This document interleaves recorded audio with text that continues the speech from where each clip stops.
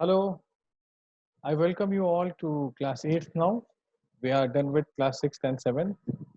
And class 8, Pol Science NCERT starts with Indian Constitution and it talks about secularism. So let us now start with the book itself. Uh, Here we are. This is what the class 8 first chapter is about. It talks about unit 1 says the Indian Constitution and secularism. So very interesting topic here. Now, before some factoids are given, which will come which are very useful for exam point of view. They are often asked in MCQs in preliminary. In 34, Indian National Congress made a demand for Constituent Assembly. Now, there was a guy called M.N. Roy, Madhavendra Narayan Roy, who for the first time advocated that India needs a Constituent Assembly. Now, who was Madhavendra Roy? What were his beliefs? How did he transform his belief? This is beyond the scope of current discussion. This is something in our optional that we'll see when we will study Karl Marx in great details. So in December 46, all these are history stuff. Constituent Assembly was formed between 46 December to November 49. This is the time zone during which the Constituent Assembly drafted the Indian Constitution. So today, most of the countries have constitution. This is one of the meetings of Prime Minister Jawaharlal Nehru addressing the Constituent Assembly. So when the constitution making process was almost done, then the first Prime Minister was addressing the Constituent Assembly. This is when this picture was taken from. So all democratic countries are likely to have constitution. It is not necessary that all countries that have constitution are democratic. Yes, China might have a constitution, but that will not make China democratic. So, what is the purpose of the constitution and how inevitably it is linked with the democracy? These are some of the questions that we need to find answers to. So, what is the need? If I ask you what is the need, constitution tells us what the fundamental nature of our society is. And you see, a country is made up of different chunk of people, different communities of people who share certain beliefs but may not necessarily agree on issues. Constitution helps serve as a set of rules and principles that all person living in a country see. Uh, we all agree to this that India is a land of diversity, so much of heterogeneity, so much of versatility that things differ from one place to the other. Uh, Linguistic diversity, I'm not very fluent in the language that you speak, not very fluent, that would be an alien language to me. If you start talking in your native tongue, I'm sure you understand Hindi, but then your proficiency in Hindi cannot be at par with my proficiency in Hindi, right? So this is linguistic diversity. And forget someone in Hyderabad and someone in Delhi. The Hindi in Delhi is different from the Hindi in Bihar. The Hindi in Bihar is different from the Hindi in Rajasthan. That is indeed different from the Hindi in Haryana and in Hyderabad then. Okay, so you see one language being, uh, they are speaking this language differently in different places. The regional, what do you call, mother tongue influence comes into play. So it is a land of diversity. Even similar things sound very dissimilar. I'm talking about one language. Then there are so many food choices, and we have talked about these things earlier also. So, what is the bare minimum that we all must agree to, despite all those differences, is what the Indian Constitution tells us. Set of rules and principles that all persons in a country can agree upon. It gives us a minimum common stuff. Now, they have given the story of Nepal. No need to go into that for the moment. Purpose of constitution is to define the nature of country's political system. Now, Nepal was a monarchy. The royal family was killed. Some say it was at the behest of China. However, we don't have any credible proof of that, so we will not write it anywhere in the exam. So the entire royal family was killed. Monarchy was gone, and now there were attempts to make Nepal a democratic country. They have attempted to write their constitution at least half a dozen times. Constitutional experts from India went there to guide them, but still they have not arrived at a mutually agreeable constitution till date. So see how a form of government was replaced by another form of government, and it is still having some form of instability or the other. So, what does the government constitution tells us? That which form we have adopted a democratic form, parliamentary form. America is a democratic country with a presidential form. So Nepal was having a monarchy. Now it is trying its luck with democracy. So these are the different things which the constitution tells us. Now, constitution often lays down rules that guard against the misuse of authority by our political leader. I'll tell you how. A parliamentary form of government says in India, as per the constitution, that whichever party has the required numbers. When I say required number, I'm talking about the Lok Sabha, the lower house of the people. 272. There are currently 543 seats in Lok Sabha. Two seats that were given to Anglo Indians, they were nominated, it has been done away. There is no such provision now. So it was 543 plus two Anglo Indians. Please remember, very recently, not even a year, it has been scrapped. So currently there are 543 seats, and if any party gets 272 seat, then the party can form government. Currently, the ruling party BJP has 303 seats. In fact, Modi ji is the only person who got majority on his own after 30 years. The last time anyone breached 272 mark was Rajiv Gandhi ji. Now, Indira ji was killed, and there was a huge sympathy wave in entire India. Rajiv Gandhi won the highest number of seats in India ever, 400 plus MPs in Lok Sabha. After that, Congress could not touch 272 ever till date. So it was only after 84, after the assassination of Indira Gandhi, when Mr. Rajiv Gandhi ji won majority on his own, breached the 272 mark, that in 2014, Modi ji got 282 seats, 10 more than what was required. 2019, he gets 303, even more than what he got in 2014. So this is the numerical game. Whosoever has 272 or more seats in the Lok Sabha, that is the lower house where elections are held, he or she will form the government. His or her party will form the government. So currently it's BJP under Mr. Modi ji. So what if after getting all such powers, they start acting arbitrary? What if government says that, what if Modi ji say that there will be no elections? I'll remain the prime minister as long as I am alive. Many people were alleging this. The chief minister of Delhi was particularly saying that if he wins again, there will be no elections. So what if Modi ji decides that yes, you all were right. Anyhow, I am only winning, so let there be no election, and I'll remain the prime minister. He cannot do that because the constitution does not allow him to do that. Read this line. Often lays down rules that guard against the misuse of authority by our political leaders.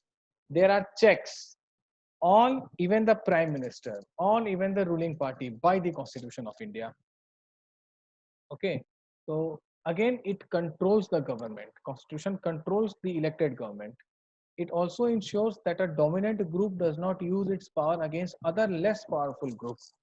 Uh, like a dominant group has voted and elected a government. It can be true at the national level, it can be true at a regional level, at a state level. And what if government that has been elected because of the vote from a dominant group, it can be any dominant group on the basis of religion, caste, language, anyone, ethnicity.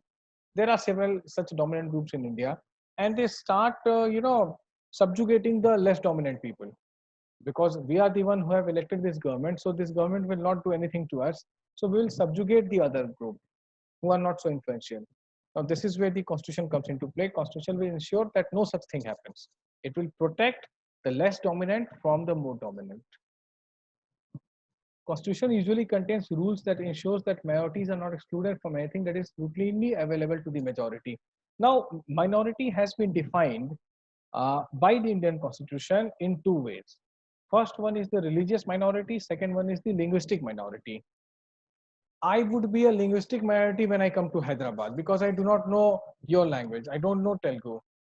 If you come to Delhi, maybe, yes, you will be a linguistic minority because Delhi first language is Hindi. you are not so proficient in Hindi.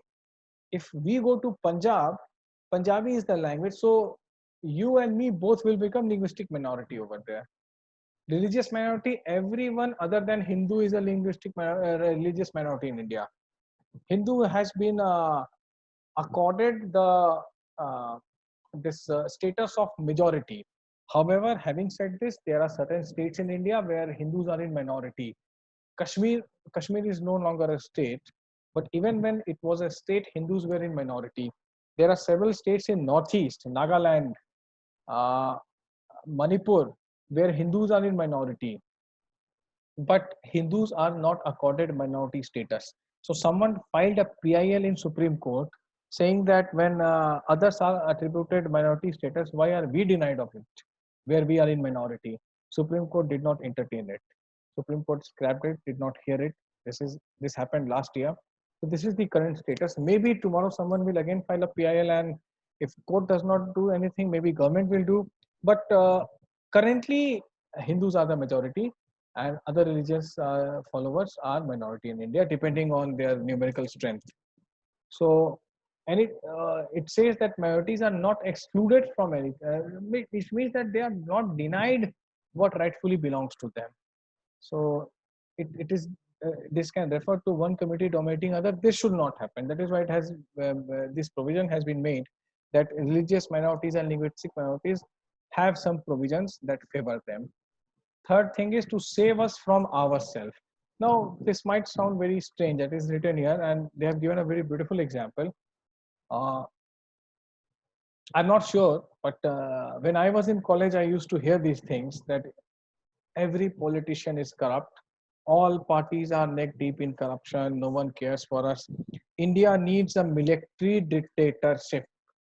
India needs a dictator to put our house in order. It was like replacing one set of problem with the other. However good it sounded at that time, today I realized that it was like replacing. You are trying to solve a problem by creating a bigger problem. Okay, so this is what it was suggested. And you see here what it is given, that it is possible that many people who live in democracy might come to strongly feel that party politics has become so acrimonious that we need a strong leader to set this right. Swept by this emotion, they may not realize that in the long run, dictatorial rules goes against all their interest. Very important, right? Dictatorial rules goes against all their interest. This is what Germans realized. This is what Italians realized when they were bleeding in the Second World War, when fascism and Nazism came to Italy and Germany. In India, you hear the cries, these occasional cries that fascism is rising in India under the current government. And we have to deal with this topic in optional. However, I'll give you in political science optional, there is one full chapter on fascism. I'll give you just 1 minute out of it right now because we are dealing with it in the NCERT. Some context is here. There is a litmus test for fascism. Fascism means that there is one person who is taking all the calls. There is no opposition. There is no court to hear the redressal of your grievance. There is no independent media that can criticize the government's move. The buck stops at him. He is the alpha. He is the omega. He is the beginning. He is the end. He or she, whoever is the ruler, like King Jong-un in North Korea, like Xi Jinping in China. So there is a litmus test for fascism. If you can publicly call your government fascist and get away with it, your government is not a fascist. We need to learn from history that fascists do not allow us to shout every day that we are living under fascist. Had your government been fascist, you would have been silenced by the state or landed up in life imprisonment. So this is one of its kind of fascism if you can cry day in and out and still get away with it. So India is a very deeply committed to democracy, and this is what we are seeing here. Now let us move ahead. Good constitution does not allow these whims to change its basic structure. Now this basic structure is a doctrine actually that came in 1973, 24th of April, after the Keshwanan Bharti case that we will deal later. And these whims, like India needs a dictator, no. Just because you feel it for the moment, you cannot compromise the fate of India because of what you feel.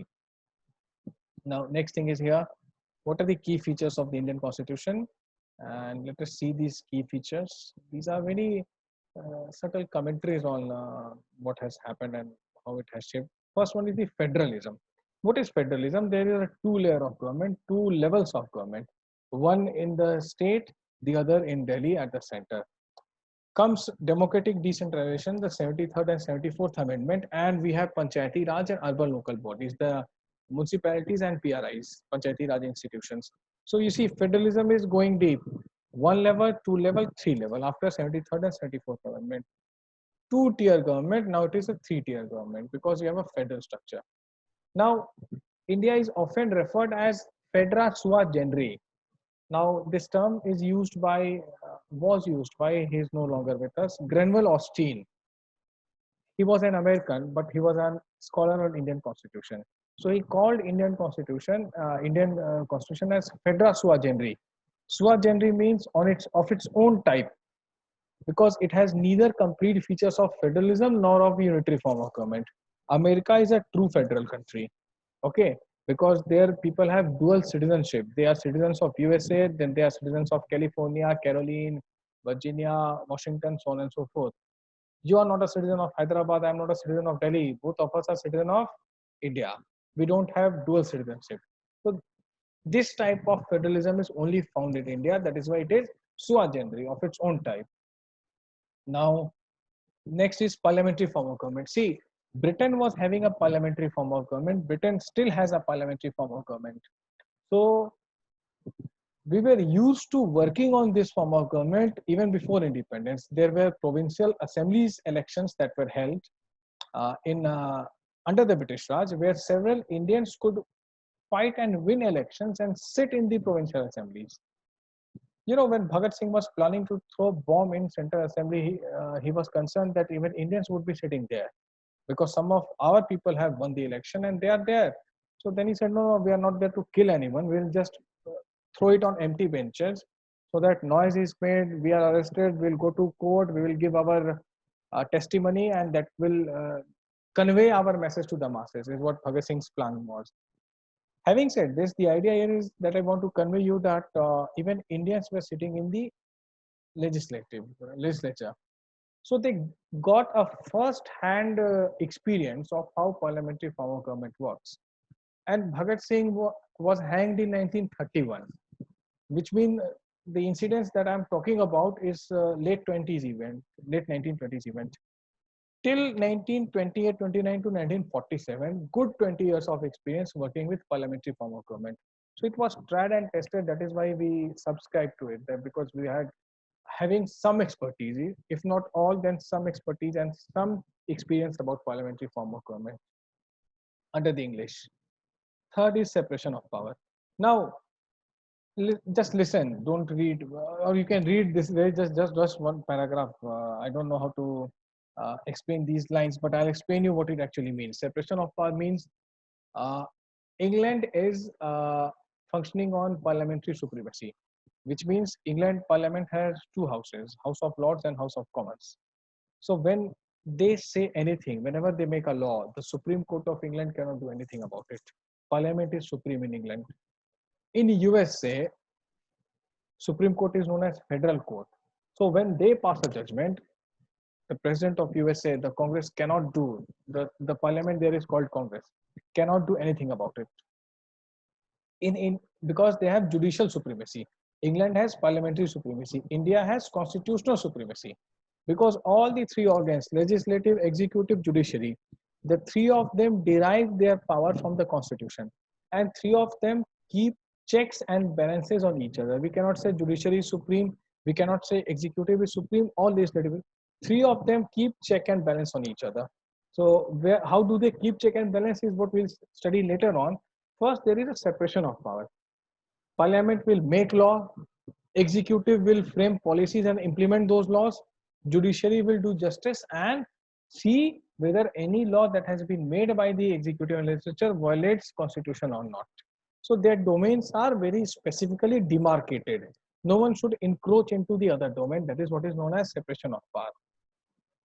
fundamental rights. We all have fundamental rights. There are 6 fundamental rights that have been guaranteed to all Indian citizens from Article 12 to Article 35 in Part 3 of the Indian Constitution. Please remember that it starts from Article 12 and it ends at Article 35, Part 3. So what does this fundamental right ensure? What do they ensure? They ensure that they protect citizen against the arbitrary and absolute exercise of power by the state. What is arbitrary? State can do whatever it wish. That is called arbitrary. Absolute, there is no limit. State cannot come to my house tomorrow morning and tell me that Mr. Kanish, we are arresting you. I'll say, what for? Same thing applies to all of us. State cannot barge into our places and just, kill us or arrest us or deprive of us of our fundamental right. There has to be a suitable reason for that. There has to be a law in place. So arbitrary actions are prohibited because we all have fundamental rights that have been guaranteed by the Constitution. These fundamental rights can be compromised. These fundamental rights can be limited by the state if we are eligible for that. If we do certain wrong things, if a terrorist starts shooting people, government can well shoot him down and deprive him of Article 21 right to life. Not to me and you, because we are not engaging in terrorist activities. So until there is a situation created by my or your action that allows government, that calls government to compromise our fundamental right, government shall not do that. They cannot do that arbitrarily. There has to be a situation. Okay, arbitrary means doing whatever comes to your mind, whether right or wrong. So these are the fundamental right provision. Now, what else feature is given here? Secularism. Now, one of the most discussed, interpreted, misinterpreted, and reinterpreted term in the Indian politics. Secularism officially means that state shall have no official religion. Now, I'll try to tell you something more about it. Indian secularism differs from Western secularism.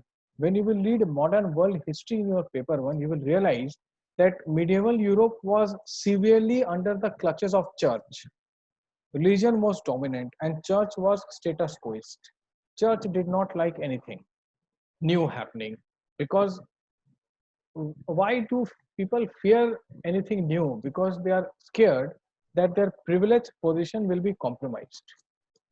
I am having certain advantage, and if something new emerges, my advantage will be gone. That is why I'll be scared that no, this thing should not happen. So this is how insecure church was in medieval Europe. Now, it took someone like Napoleon Bonaparte at the end of French Revolution to dismantle the Roman Empire and keep church within its limit. Okay, so Western secularism calls for a strict separation of religion and state. Religion is different, state is different. They have a separate domain because they have suffered because of religion. We were not at war with religion, we were at war with imperialism. We were under British, we were not under any religious domain. So our secularism is different. It says the state will not promote any religion, nor abhor any religion. The official word that is used in the constitution is Sarva Dharma Sambhav. It's a Sanskritized Hindi word. It means equal proximity to all religions. When I say proximity, it means distance, equidistance from all religion. State will not promote one religion at the cost of other. State shall have no official religion. There are 53 Islamic countries. There is one Jewish country, Israel. There are Christian countries. There is no Hindu Rashtra. Nepal was a Hindu Rashtra. Now I told you what happened there. So India is neither a Hindu Rashtra, nor an Islamic state, nor a Christian theological state. I'm strictly talking in terms of theology. We will discuss these things more in option paper. So secularism simply tells us that state is having no official religion and it will keep equal distance from all religions and it will interfere if and when needed. Western secularism will not do that because as I told you, separate domains in West. Religion is different, state is different. But here the state will interfere. So Sati, you all are aware of what is Sati Pratha? It was considered pious some 200, 300 years ago. Today it's a criminal offense. When was the last time you heard about a sati? You will have to Google it because we don't hear these cases. Triple talaq, state will interfere. If a woman is meeting the fate of triple talaq, that is against right to life and dignity. So the state will interfere there.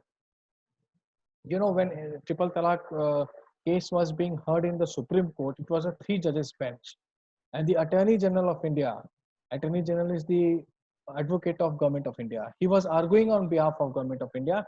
The bench, the 3 judges bench said that we will examine whether triple talaq violates Quran or not. The Attorney General rose up and said, he stood up and said, Your Lordship, that is not your job. You are not here to interpret Quran, you are here to interpret Constitution. So leave aside whether it violates Quran or not, but please make sure it violates Constitution or not. And if it does, then scrap it up. Which means India is not governed by any religious text, but by the Constitution of India. So religion, state will interfere if and when it is needed. That is what Indian secularism is. There is more to it, a lot more to it, not here.